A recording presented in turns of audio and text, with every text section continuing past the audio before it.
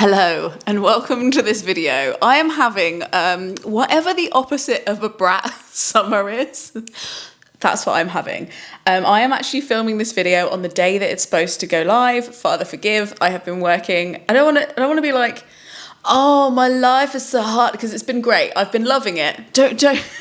Don't get me wrong. I love the minutiae of going through grammatical errors in my own work for like over 200 pages. No, I've been copy editing my book for the last little while, and it's been taking up more time than I ever thought possible. Haven't had a weekend in weeks. And for some reason it's got to Monday and I don't have a video yet. And I really just wanted to skip it. But then at the same time, there's something so symmetrical about uploading every week, and I didn't want to leave you with nothing. And I also thought that this was a really great opportunity to talk about other people's work and tell you about other people's work, because I am trying to get my own work. My head has been in my ass, essentially. Key for the half-assing. If you don't know, I've got a book coming out in December called Half-Assed Human, and I'm just perfecting it just before it goes to print. But yeah, I've had my head in my literal half-ass, and sometimes that stops you from thinking about other people's work and how great it is. So I wanted to take this video today, this Monday, to chat about some books that are coming out or have come out from other people that I think are great and deserve your attention, because you've still got like 6 more months to wait for mine. Even though for me, I'm like, well, I've read this book about 10 times, but you haven't read it yet. So anyway, that's coming out later, but I wanted to tell you about some other books that you can read before that comes out. Are we there? We're there. Okay. We're doing this in one take, by the way, as well. So you're really getting my best scatty verbose energy. This is how I am, with no cuts and no insertions of intelligence. Right, so the first book I wanted to talk about was Not for the Faint-Hearted by Lex Croucher. Lex Croucher is one of my friends, disclaimer. So there is, would I say there's bias? I don't know, but I freaking love their work. And this is their new book. I just went to the launch party for it, and I also got sent a proof. I wanted to show you the proof. It's got a little door on it. So exciting. But I read it with great excitement because it is set in medieval Britain, and it is a book about Robin Hood's granddaughter, who is very gay. And to be fair, it's about two women. One of them is in The Merry Men, in inverted commas, debates about whether they're going to rename it, and one of them is kidnapped by the Merry Men, and they both kind of go on great adventures. There's lots of blood. One of them is a healer, and it's just, do you know what? It's such an adventure book. Like it's kind of just like a classic fizzy adventure book. That is so fun to read, but also it has like an element of like, do we accept the legacies we're given? When does a good idea become a bad idea? And like whether that pertains to the merry men and robbing the rich to give to the poor. And it was just such a fun little jaunt into a completely different area of history that I've never really read about. Set in the Midlands, so we've got a rep. I always talk about how there's barely any books set in my part of England, and we have to count it as it's set in Sherwood Forest. And yeah, I just think they did an absolutely bloody stonking job on this one. I want to say this is my. Yeah, I'm gonna say it. Say it with your chest. It's my favourite of their books to date, and I really think you should give it a read because it's such a laugh. And it's also written in modern vernacular. Unsure. This is the part where I'd look it up and then like make a little cut so you would know. You would think that I knew the difference, but we're in a one take, so I can't. So yeah, it's written in modern language, which can be incredibly annoying and cliche, but isn't in the hands of Lex Croucher. It's actually incredibly funny, and I snorted several times while reading. So that is Not for the Faint Heart by Lex Croucher.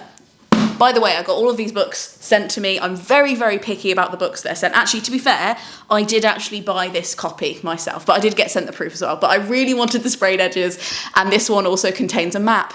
And I need maps in my life. If there's a map on offer, I need to have it. But yeah, all of these books, I'm very picky when I get offered books to be sent to me, because I live a very lucky lifestyle where people offer to send me books for free all the time, and it's taken everything in my little chipmunk grabby heart to say no to most of them. But every now and then I say, go on then. So I guess this video could be themed around like books that just had me at hello. I was just like, yeah, I'll have that. Medieval gay adventure story with like undertones of socialism. I will nibble it up. So yeah, these are all books that I actually have said yes to, despite my best efforts to keep my book collection down. So yeah, another one that was love at first sight for me was All You Need Is Rhythm and Grit by Cory Wharton-Malcolm. I've got to read you the blurb for this because I'm not going to say I'm a runner. We're never going to say, that's never going to be a thing. But I do jog about 2 or 3 times a week, and that's been going on for like 7 years. So I guess I run?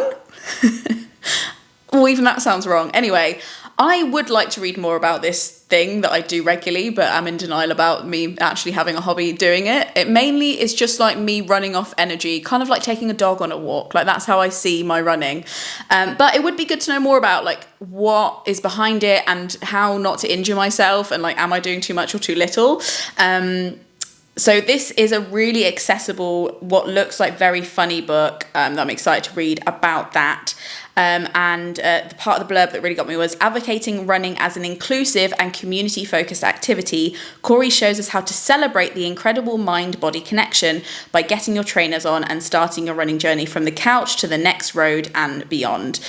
So it sounds incredibly inclusive, incredibly easy to understand, not in wanky runners territory and kind of like no bullshit kind of thing. And it also has loads of pictures. So it's something that I would have never thought, like, yeah, I want to read a book on that. But the packaging of this one, the way Cory talks about it in the blurb and stuff, really, I was like, okay, if I'm going to read one running book, let it be this. Let it be this one. So that is All You Need Is Rhythm and Grit. The next book actually has my name on the back. Stop it. So I started following Allie maybe like 1.5 years ago, and she does incredible accessible short sewing tutorials and like upcycling, we're gonna psych you up, upcycling videos on Instagram for huge massive beginners, which is what I still am. I'm a huge massive beginner, and they've been incredibly helpful. So when I saw that she was making a book, I was like, it's my time. So this is called Not Your Gran's Sewing Book, Easy Alterations for the Perfect Fit at Any Size. And this is so beginner friendly, you have no idea. This is, so I wish I'd had this when I started sewing, and also I still need to know all of this information, so this is great. This is a really funny, like it's kind of written in the same way that maybe my sense of humor is. It's not written in a schooly kind of way. It's written in a kind of big sister tells you how to do something kind of way book. And I actually got to see parts of this book early because Allie sent them to me and asked me for a quote for the back. So I'll tell you what I said on the back of the book. Part practical guide, part pep talk. Allie is the ideal sewing big sister at your elbow, cheering you on. This book is an essential gem for your sewing kit. And what I really like about this book, which sold me that I was like, yes, I will give you a quote for this book, it's great, was not only the tone of voice, but also that she actually has taken a picture of every single step. And not only just for sewing, but for any kind of guidebook. Why is that so rare? Where are the cookbooks where there are pictures of every single step? I need this. Spoon feed me. You really have to bring me to the water and make me drink for it. So this is really great, and it has everything from like how to stop your buttons from gaping at the front of a shirt, to how to take things in, take things out, make them longer, fix things, add pockets. Anything your heart desires. So if you're somebody who doesn't want to commit to actually making your own clothes, which is something that I'm attempting to do for some weird masochistic reason. But you just want to alter the clothes you already have and make them fit properly, and you buy stuff from like mainstream shops and you're like, why does it never quite fit? I think this might be the book that you need. Anyway, so thank you so much to Allie for sending me a copy and for putting my name in print. I think that's like the second time that's ever happened. So I'm feeling incredibly famous right now. But yeah, anyway, that's called Not Your Gran's Sewing Book, and you should look into it. Next, this is a book I have read.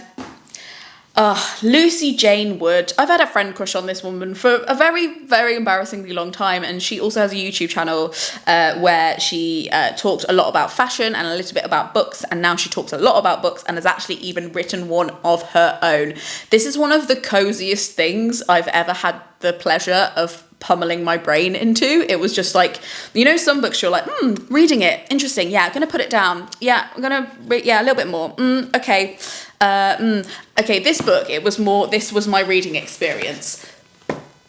Like I just absorbed, I was in the book. There's also some funny pictures I put on Instagram of Craig trying to distract me when I was reading this book, and he was like taking selfies with me and I didn't even notice because I was like, need to know what happens. But yeah, incredible. Like in some ways it feels high stakes when you're in it, but it's also very cozy. So I would kind of describe it as low stakes book about a woman who is 30 and is turning 30 and realizes she hasn't actualized her powers as a witch. She's always known she's had powers, but she's just never really got round to honing them and has just kind of been like mincing through her 20s, relatable content, and has never really felt like she's found her groove with it. And she's threatened with the idea, the very real possibility of having them taken away.